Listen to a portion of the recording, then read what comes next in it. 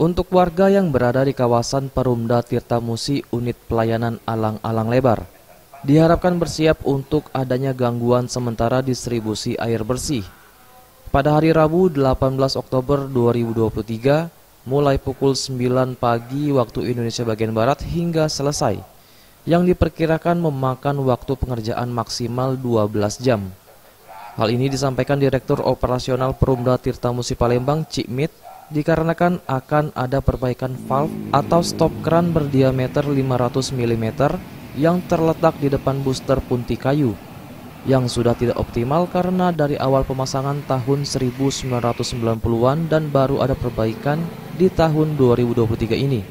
Disebutnya palep atau katanya stop keran tadi, stop keran kita itu tadi rusak.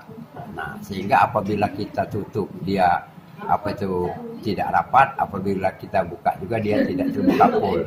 Nah, sehingga dampaknya ada beberapa lokasi yang airnya tidak fokus ke sana, sehingga perlu segera kami lakukan perbaikan. Nah, mengingat saya sampaikan tadi ke teman-teman, ini musim kemarau, jangan sampai berlarut-larut, maka terpaksa pekerjaan ini kami paksakan, artinya harus segera kami lakukan.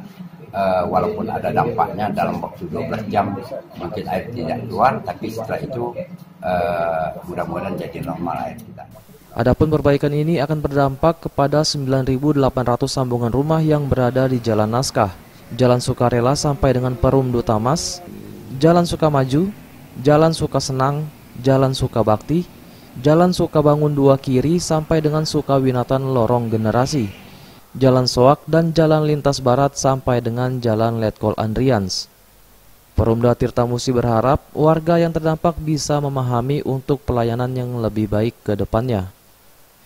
Eza PM, Sriwijaya TV.